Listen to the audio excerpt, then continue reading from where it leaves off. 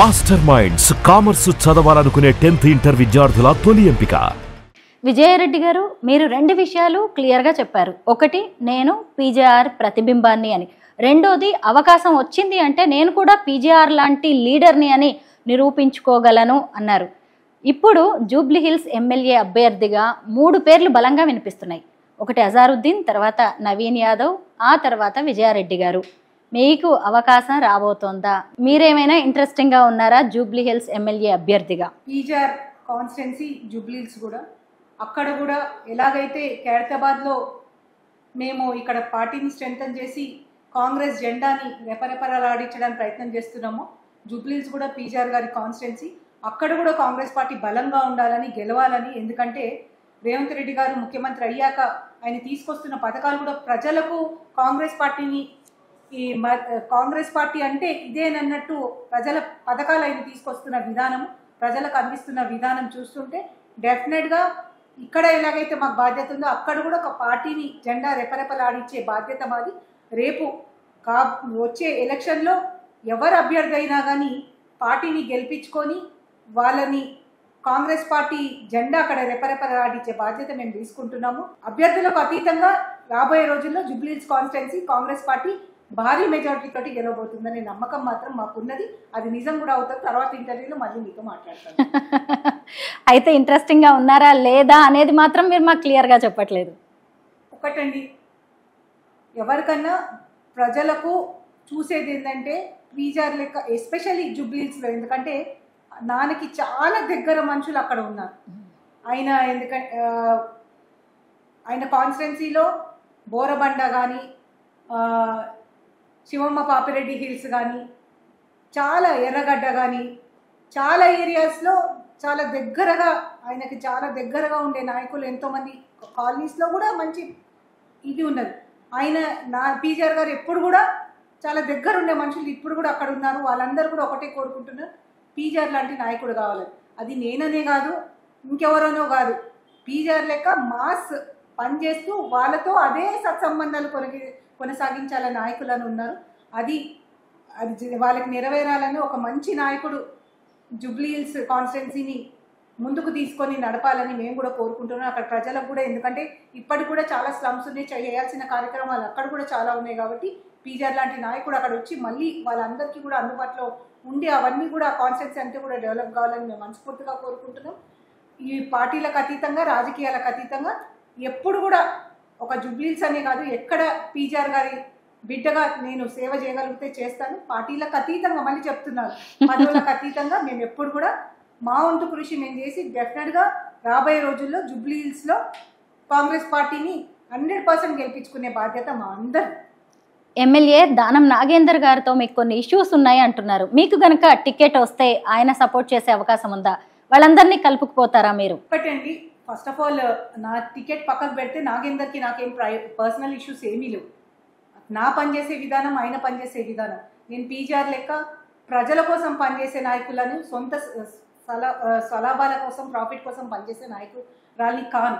అక్కడే డిస్టర్బెన్సే తప్ప మాకు పర్సనల్గా వ్యక్తిగతంగా ఏం లేదు. ఆయన మా ఇంటి మనిషి లెక్క ఉండే, నన్ను స్కూల్కి తీసుకొని వెళ్ళేటోడు, అనుబంధం అట్లా ఉంది.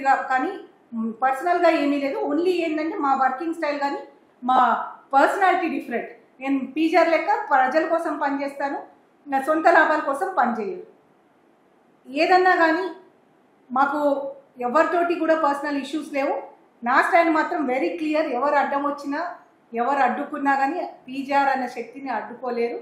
ఆయన బిడ్డగా ఆయన ఆశయాలను ముందుకు తీసుకొని వెళ్తాను కదా తప్ప నాకు ఎవరితోటి కూడా విభేదాలు లేవు. అందరినీ కలుపుకొని పోతా. చెప్తున్నాను, పర్సనల్గా నాకు ఎక్కడైనా కలిస్తే నేను కాకానే మాట్లాడు. నాకు అలాంటి, ఎందుకంటే పర్సనల్ వేరు, ప్రొఫెషనల్గా ప్రజలకు మేలు జరిగే పని చేయడంలో మేము ఎవరిదన్నా ముందు ఎవరున్నా కానీ చూడము, ఉపేక్షించేదే లేదు. పీజేఆర్ గారు ఎలాగైతే నిలబడారో, ఆయన కూడా ఎంతోమందితోటి ఇష్యూస్ ఉండే, కానీ ఆయన నమ్మిన సిద్ధాంతాలకు ఆయన ఎప్పుడు కూడా డీవియేట్ అయిపోలేదు. అట్లే నేను నమ్ముకున్న సిద్ధాంతాలు, నాది ఒకటే సిద్ధాంతం, పీజేఆర్ గారి లెక్క సేవ చేయాలని, ప్రజలకు అన్యాయం జరగద్దు, మన సొంత లాభాల కన్నా ప్రజల లాభాలు ముందు పెట్టాలి, ప్రజల సేవ ముందు పెట్టాలి, ప్రజల సంక్షేమం ముందు పెట్టాలి. అది చేసుకుంటూ ముందుకెళ్తాను. 100% అందరినీ కలుపుకొని పోతాను. ఇప్పుడు అంజన్ కుమార్ గారు ఉన్నారు. వీళ్ళందరూ కూడా మేము చూస్తూ పెరిగిన వాళ్ళం ఉన్నాం.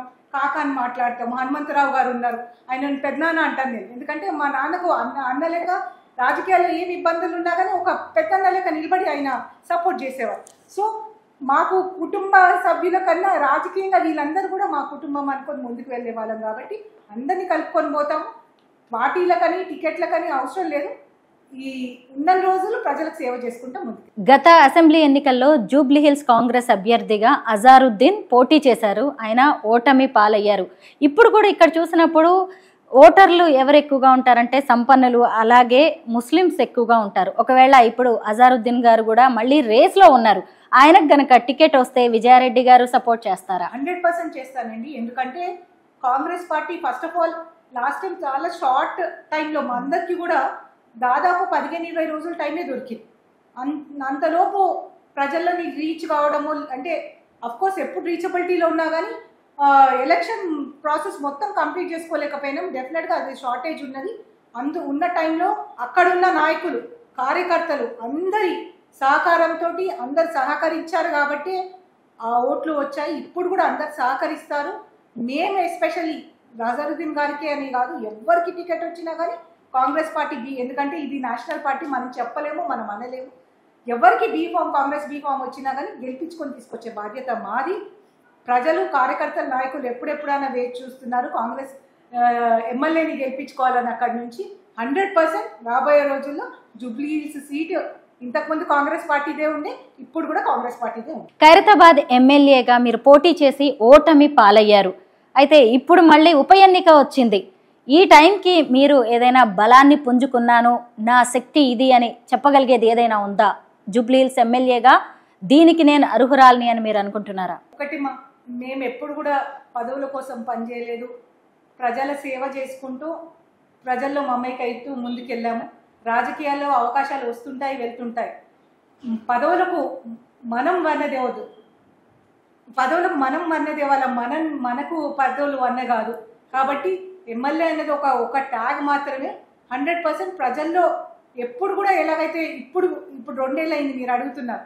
నిన్న మొన్న కూడా మేము ఒక మీటింగ్కి వెళ్తే అక్కడ కూడా ఇబ్బందులు అయినా ఎంత క్యాడర్ నా ఇంకా ఉన్నదనే దానికి రీజన్ నేను ఒక నాయకురాలు లెక్క వాళ్ళందరినీ ఇప్పటికి కూడా గ్యాదర్ చేసుకుంటూ వాళ్ళకు ఒక నమ్మకం కలిగిస్తున్నాను.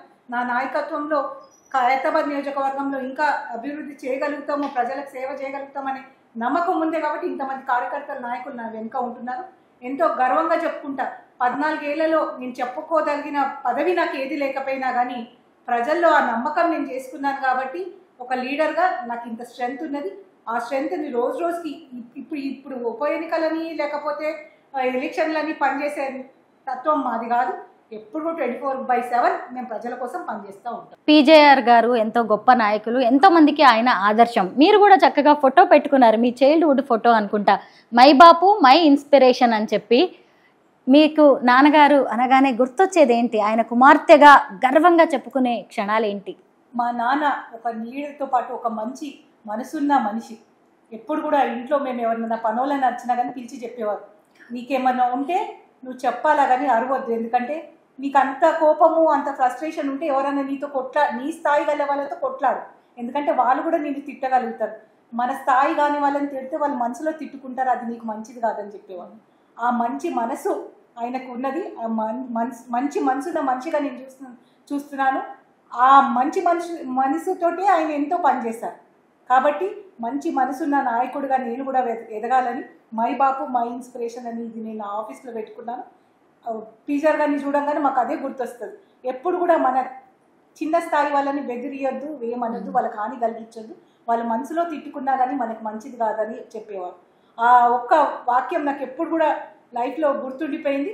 నేను అంటే నా స్థాయి తక్కువ అంటే ఎవరి స్థాయి మనం చెప్పేవాళ్ళం కాదు, కానీ ఎవరన్నా మన దగ్గరకు వస్తే విసుక్కోండి.